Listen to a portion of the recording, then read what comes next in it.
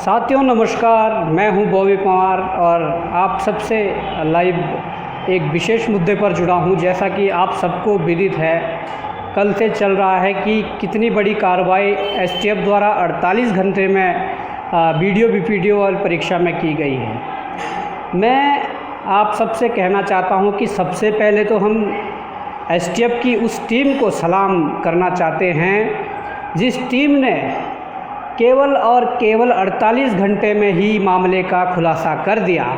बस शर्त है कि एसटीएफ आगे भी इसी प्रकार कार्रवाई करते रहें और बड़े ईमानदारी और बिल्कुल गति के साथ इस कार्रवाई को आगे बढ़ाएं। मैं धन्यवाद करना चाहता हूं प्रदेश के मुख्यमंत्री महोदय पुष्कर धामी जी का कि उन्होंने जांच के आदेश दिए और एसटीएफ को जो जांच दी तो उसके परिणाम आज हमारे सामने हैं। मैं बहुत ही ज़्यादा धन्यवाद अदा करूंगा माननीय उपनेता प्रतिपक्ष बड़े भाई भुवन कापड़ी जी का, जिन्होंने सड़क से लेकर सदन तक हमारी इस बात को रखा और प्रदेश के युवाओं की पीड़ा जानी और इस मामले का खुलासा हो पाया। साथ में मैं कहना चाहूँगा कि जिस प्रकार से मैं आयोग के पदाधिकारियों के स्टेटमेंट सुन रहा हूँ, आयोग के पदाधिकारियों के मैं इंटरव्यू सुन रहा हूँ, तो उससे ये साफ जाहिर होता है या हम ये समझ सकते हैं कि आयोग के अधिकारी अभी भी लीपापोती करने की बात कर रहे हैं या सोच रहे हैं। वो कहना चाह रहे हैं कि सीमित नकल का मामला है। मैं उन पदाधिकारियों को भी बता देना चाहता हूँ कि जब भ्रष्टाचारियों द्वारा, दोषियों द्वारा ये कबूल कर लिया गया है कि हमने एक दिन पहले ही 80 प्रश्न हमारे पास थे, उनका टेंडर 60 लाख रुपए में हुआ था। जैसे ठेकेदारी में अलग अलग ठेकेदार टेंडर छुड़वाते हैं, ये टेंडर इस प्रक्रिया के तहत इसके भी टेंडर छूटते हैं। ये दावे के साथ कह सकता हूँ कि इसमें अलग अलग प्रकार के गुट हैं, अलग अलग प्रकार के ठेकेदार हैं जिनके टेंडर छोड़े गए हैं। अब वो बात अलग है, कौन बी ग्रेड का ठेकेदार है, कौन ए ग्रेड का ठेकेदार है, कौन सी ग्रेड का, कौन डी ग्रेड का ठेकेदार है। अब ये मुझे लग रहा है ये सी ग्रेड के ठेकेदार थे, इनका 60 लाख रुपए में टेंडर छूटा था। 60 लाख रुपए में इन्हें 80 क्वेश्चन मिले थे। 80 क्वेश्चन का मतलब है अगर आप 60 लाख को 80 से डिवाइड कर देते हो तो 75,000 रुपये का एक प्रश्न इन लोगों को पड़ा था। अब इन्होंने रिजॉर्ट बुक किया था, 3 कमरे बुक किए थे और कह रहे हैं हमने 4 लोगों को नकल करवाई। ये हो सकता है? अगर आपने 4 लोगों को नकल करवाई और आप कह रहे हैं कि हमने 10-10 लाख लिए थे और ये भी कह रहे हैं कि चलो 15 लिए थे तो 15 चक्कू 60, तो आपका जो बेनिफिट है वो किस में दिया? 60 लाख तो अपने आयोग को दिए होंगे टेंडर छुड़वाने के लिए। मैं कहना चाहता हूँ कि मेहनती छात्रों ने, जिनने अपने मेहनत से सिलेक्शन लिया था, उनका दुख भी हम जान सकते हैं। इसलिए मेरी इस बात पर ज़रूर गौर कीजिएगा कि हमने इससे पहले मेरे तमाम प्रकार के आप अखबारों के स्टेटमेंट उठाकर देख लेना, मेरे तमाम प्रकार के आप सोशल मीडिया के स्टेटमेंट उठाकर देख लेना, मेरे तमाम प्रकार के आप मीडिया के स्टेटमेंट उठा के देख लेना। मैंने कभी भी परीक्षा रद्द करने के बारे में नहीं कहा था। मेरा हमेशा ये स्टेटमेंट रहा था कि मैं ये चाहता हूँ या संगठन ये चाहता है कि जो जांच में आएगा उस आधार पर निर्णय लिया जाएगा।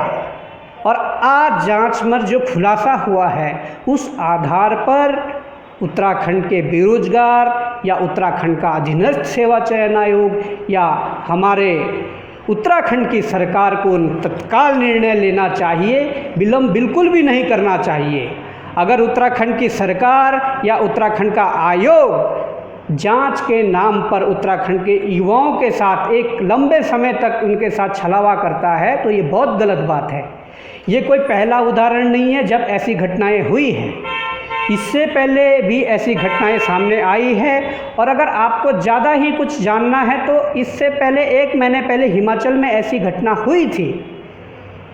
हिमाचल में जब पेपर लीक की पुष्टि हो गई थी, वहाँ की सरकार ने तुरंत बिना समय गवाए वहाँ की सरकार ने जांच तो सीबीआई को थमा दी, परंतु ये कहा कि ज़्यादा समय ना लगे, युवाओं के भविष्य के साथ खिलवाड़ ना हो, तत्काल 15 दिन में ये पेपर दोबारा करवाया जाए। और हिमाचल की सरकार ने वो करके दिखाया।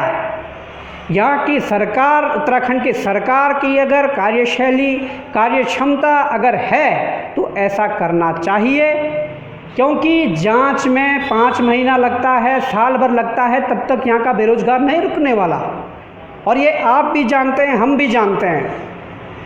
अगर हम ये भी कह देते हैं कि नहीं छंटनी कर लो, ठीक है, हम एक बार मान भी लेते हैं कि छंटनी कर लो। अगर कोई ऐसा यंत्र बना हुआ है जिससे छंटनी हो जाए तो कर लीजिए।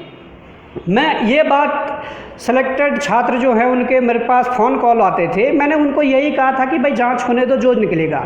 और जहाँ तक छंटनी की बात है, उनसे भी मैं यही उस समय कहता था कि भाई जब दूध और पानी को आपस में मिला दिया जाएगा तो हमारे पास तो कोई ऐसा इंस्ट्रूमेंट नहीं है कि हम उसको अलग अलग कर सकें। वो बात सत्य है कि कभी गेहूं के साथ घुन भी पिसता है, और वो पिसता हुआ नज़र आ रहा है इस घटना के बाद, क्योंकि उन्होंने स्पष्ट रूप से कह दिया कि हमारे पास पेपर से पहले दिन रात को 80 क्वेश्चन थे। तो जब 80 क्वेश्चन थे, जो वो 2 पकड़े गए अभ्यर्थी, उनका सेकंड शिफ्ट का पेपर था, और जो हमारे पास स्क्रीनशॉट थे वो भी ऐसे ही फर्स्ट शिफ्ट के स्क्रीनशॉट थे। थर्ड शिफ्ट में आप देख सकते हैं कि 92.50 से शुरू होकर मेरिट नीचे आ रही है। तो मैं उत्तराखंड सरकार से भी यही कहना चाहूँगा कि एसटीएफ ने जिस प्रकार से जांच प्रारंभ की है, यही गति एसटीएफ की रहनी चाहिए, यही पारदर्शिता एसटीएफ की रहनी चाहिए, यही उत्तराखंड सरकार की रहनी चाहिए। और उत्तराखंड सरकार जांच एजेंसी पर दबाव बिल्कुल भी ना डाले, क्योंकि इसमें अब जो मामले खुलने वाले हैं, वो चाहे इंस्टीट्यूटों को लेकर हो या लाइब्रेरी को लेकर हो या कोई पार्टी के पदाधिकारियों को लेकर हो, जो मामले खुलने वाले हैं वो बड़े ज़ोर से खुलेंगे। और हमने भी ये कसम खाई है कि भाई जब हमेशा यही लड़ाई लड़नी है तो एक ही लड़ाई बार बार नहीं लड़ी जानी चाहिए। इस लड़ाई को अंजाम तक पहुंचाने के लिए आप सब प्रदेश भर के युवाओं को एकजुट होना होगा, क्योंकि एक ही लड़ाई को बार बार लड़ने से फ़ायदा नहीं है। मैं कहना चाहूँगा कि भाई जब एक लड़ाई को बार बार लड़ा जाए तो उसका कोई औचित्य नहीं रह जाता। हाँ, एक बार आप पूरी सफाई कर दीजिए ना, बड़े बड़े जो मगरमच्छ है, बड़े बड़े जो माफिया है, उनको सबको अंदर कीजिए। जिन अभ्यर्थियों ने पैसे दिए हैं उनको जेल के अंदर डालो। एक परीक्षा नहीं देंगे। ये नहीं कि फॉरेस्ट गार्ड की तरह एसआईटी रिपोर्ट में नाम आता है कि इन लोगों ने ब्लूटूथ के माध्यम से नकल की है। एसआईटी रिपोर्ट में नाम आता है एक गवर्नमेंट डॉक्यूमेंट, उसके बाद आप उनको ज्वाइनिंग देते हैं, इसकी भी जांच होगी। फॉरेस्ट गार्ड में जो जांच समिति बैठी थी, उस जांच समिति में कितनी पारदर्शिता थी, उसकी भी जांच होगी। वन दरोगा में कितना बड़ा भ्रष्टाचार हुआ है, अपने लोगों को 20-20 नंबर बढ़ाकर 27-27 नंबर नॉर्मलाइजेशन में बढ़ाकर कैसे फ़ायदा पहुंचाया गया, उसकी भी जांच होगी। जो भर्तियां विवादित रही है, उस हर एक भर्ती की जांच होगी। इस लड़ाई को अंजाम तक ले जाने में आप सबके सहयोग की ज़रूरत है। हम धन्यवाद करना चाहेंगे कि विपक्ष के उपनेता प्रतिपक्ष माननीय भुवन कापड़ी जी ने इससे ज़ोरों शोरों से उठाया, और उसके बाद अब जब कार्रवाई हुई तो मुख्यमंत्री जी ने भी आदेश दिए। तो हम यही अपेक्षा करते हैं वो नेता चाहिए विपक्ष का हो, वो नेता चाहिए पक्ष का हो या प्रदेश का मुखिया हो, हम उनसे यही अपेक्षा रखते हैं कि जब भी युवाओं के भविष्य के साथ खिलवाड़ होने की बात आए तो सबसे आगे हमारे नेता प्रतिपक्ष या नेता जो पक्ष के नेता हैं वो सबसे आगे खड़े हों। मुखिया हैं युवा मुख्यमंत्री, वो आके खड़े हों कि युवाओं के साथ ये नाइंसाफ़ी नहीं होने देंगे। यहाँ पर मूक दर्शक बने रहना शोभा नहीं देता। हम किसी पार्टी विशेष की बात नहीं करेंगे क्योंकि यहाँ पर पार्टी विशेष की बात करके फ़ायदा भी नहीं है। भाई बेरोज़गार हैं, बेरोज़गार किसी पार्टी का नहीं होता। बेरोज़गार कांग्रेस के घर में भी बेरोज़गारी है, भाजपा वालों के घर में भी बेरोज़गारी हैं और अन्य जो राजनीतिक दल हैं उनके बेटे उनके बच्चे भी बेरोज़गार हैं। इसलिए बेरोज़गारी के मुद्दे पर राजनीतिकरण नहीं करना चाहिए, ये सभी दलों को समझ लेना चाहिए। हाँ, जो बेरोज़गारों के साथ आगे कदम से कदम मिलाकर चले, बेरोज़गारों के साथ कंधे से कंधा मिलाकर चले, उनका स्वागत होगा, उनका सम्मान होगा, उनका समर्थन होगा, वो चाहे कोई भी राजनीतिक दल का व्यक्ति हो। मैं कहना चाहता हूँ कि इस जांच में ना लीपापोती की जाए। जो आयोग में बैठे अधिकारी हैं जो कह रहे हैं कि आयोग से ही पेपर लीक हुआ है, मैं नहीं समझता हूँ उन छोटे से प्यादों ने जिनकी आपने गिरफ्तारी करवाई है, उन छोटे से प्यादों ने पेपर बाहर निकाला होगा। जब उनके सर पर आयोग के बड़े अधिकारियों का हाथ रहा होगा, पेपर तब ही बाहर आया होगा। मैं ये दावे के साथ कहता हूँ और ये कह देना चाहता हूँ कि इसकी भी जांच होगी और उनकी भी जांच होगी जो छोटे मोटे कर्मचारी रहते हुए जिन्होंने करोड़ों अरबों की संपत्ति बना ली, सब उनकी भी जांच होगी। जिनके पास 10 साल 12 साल 15 साल पहले खाने के लिए पैसे नहीं थे, जिनके घर में कद्दू की सब्जी बनती थी, रोटी और दाल और भात नहीं बनता था, कद्दू की सब्जी पे गुजारा करते थे, आज उनके पास अरबों की संपत्ति है, करोड़ों की संपत्ति है, उनकी भी जांच होगी। परंतु मैं प्रदेश के युवाओं से कहना चाहता हूँ, प्रदेश के अभिभावकों से कहना चाहता हूँ कि आप यदि ऐसे समय में एकजुट होकर लड़ेंगे, पार्टी विशेष की बात नहीं होगी, लड़ना पड़ेगा। आपके बच्चों का भविष्य अंधकार में जा रहा है। आपके बच्चों के हक की जो सीटें हैं, आपके बच्चों के जो हक है, उस हक को मारा जा रहा है। हम चाहते हैं कि प्रदेश में भविष्य में इस प्रकार की घटनाएं ना होए, तो इस जांच को इतना साफ सुथरी तरीके से करना होगा, इतनी पारदर्शिता के साथ करना होगा कि भविष्य में ऐसी घटना को अंजाम देने वाले व्यक्तियों के जो सोचेगा वो 100 बार सोचेगा कि नहीं, यदि हमने ऐसी घटना को अंजाम दिया तो हाल बीपीडीओ जैसे दोषियों के साथ जो हुआ वैसा हमारा हाल होना है। ये मिसाल पेश होनी चाहिए दोस्तों। मैं प्रदेश सरकार से भी गुहार लगाऊंगा, भले ही हमने सड़कों पर आंदोलन किए, परंतु आज अगर मुख्यमंत्री ने जांच के आदेश दिए तो उनके आभारी हैं, परंतु आभारी तब तक रहेंगे जब तक पारदर्शिता जांच में बनी रहेगी।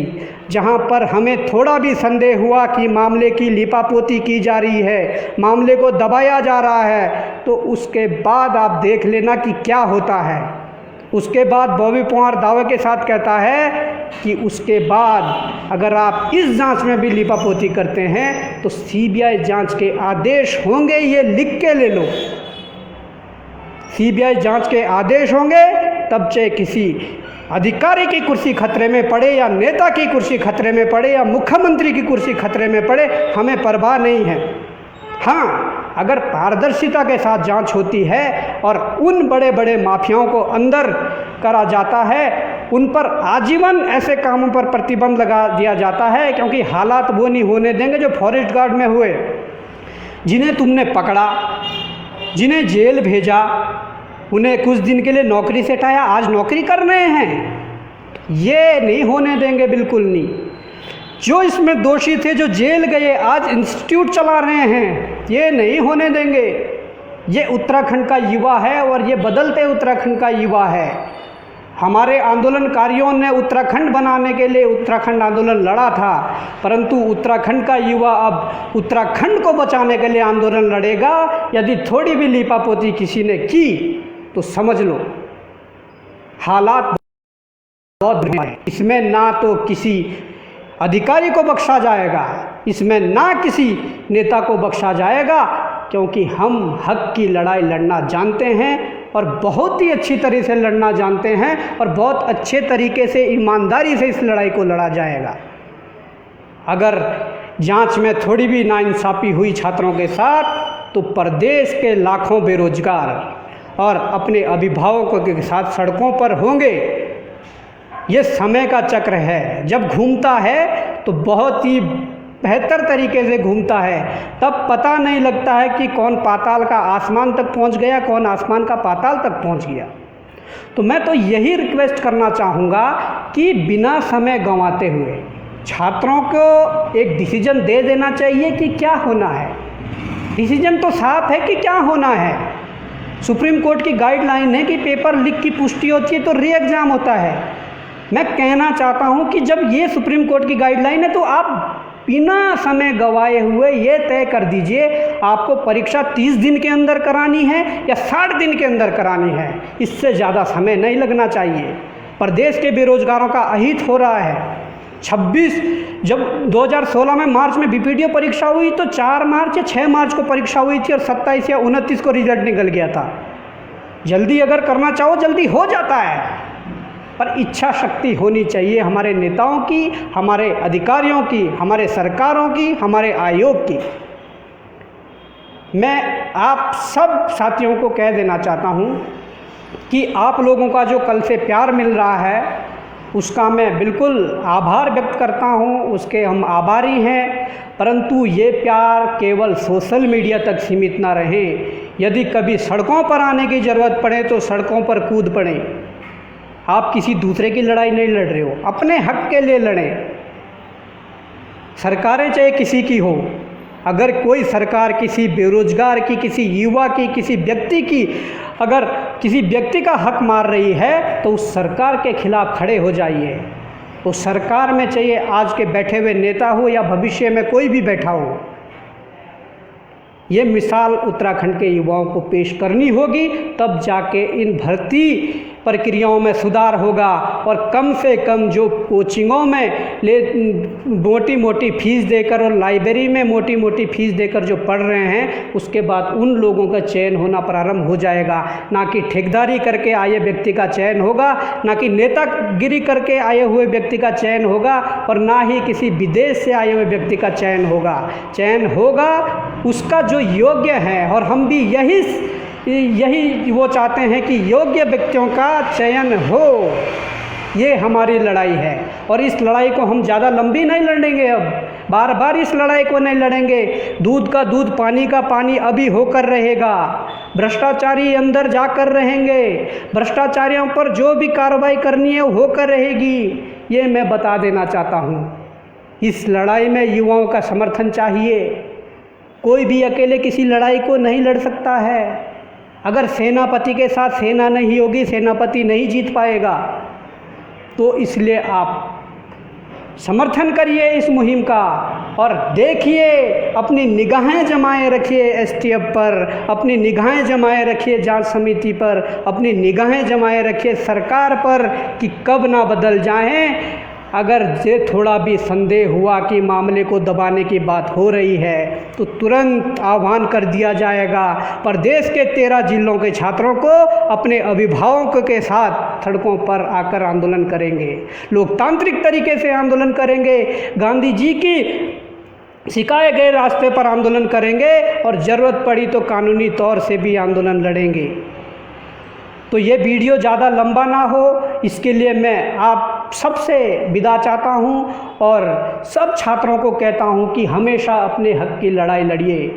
आप बॉबी पवार के लिए मत आइए, आप भुवन कापड़ी के लिए मत आइए, आप पुष्कर धामी के लिए मत आइए। आप आइए अपने लिए, अपने अधिकारों के लिए, अपने भविष्य के लिए या उत्तराखंड के भविष्य के लिए। तो साथियों, अब ये बात हमने कह दी है, ज़रूरत पड़ी तो हम फिर भी लाइव आएंगे और मैं कह देना चाहता हूँ कि ये उत्तराखंड का युवा अब बदलना चाहिए, क्योंकि जिस युवा ने लड़ाई लड़ी थी राज्य बनाने के लिए, उन युवाओं की तरह आज के युवाओं को बनना होगा। फेसबुक, व्हाट्सएप, इंस्टाग्राम से बाहर निकलकर सड़कों पर लड़ाई जब लड़ेंगे तो परिणाम अपने आप आते हैं, और परिणाम इतने सुखद होते हैं कि कल आप लोगों ने देख ही ले होंगे। हमारी जो 5-6 सालों की मेहनत, सड़कों की जो मेहनत है वो दिख रही है, पर प्रदेश के तमाम उस बेरोजगार की मेहनत दिख रही है जिसने लंबे समय से इस सिस्टम का विरोध किया कि गलत हो रहा है, गलत हो रहा है, गलत हो रहा है। परंतु आज ऊपर वाले ने ये बात सुनी, समय का चक्र घूमा, तो उसके बाद आप देख सकते हैं कि क्या से क्या हो गया। और अभी कुछ भी नहीं है, 2% जांच नहीं मानता हूँ मैं इस चीज़ को जो अभी तक हुई है। बड़ी बड़ी मछलियों का हमें भी पता है, बड़े बड़े माफियाओं का हमें भी पता है, किसे कितना राजनीतिक संरक्षण मिल रहा वो भी हमें पता है। उन सब का हिसाब होगा और हिसाब होकर रहेगा। ये आप गांठ बांध लो, अगर ऐसा नहीं हुआ तो एकजुट एकमुठ होकर सड़कों पर लड़ना होगा, एकजुट एकमुठ होकर न्यायालय में लड़ना पड़ेगा। तो इसके लिए मैं यही चाहता हूँ कि आप सभी एक साथ हो जाइए, और मैं अभी विदा चाहता हूँ। बहुत बहुत आभार आप सभी का इतना प्यार और समर्थन देने के लिए। जय हिंद, जय भारत, जय उत्तराखंड, जय देवभूमि।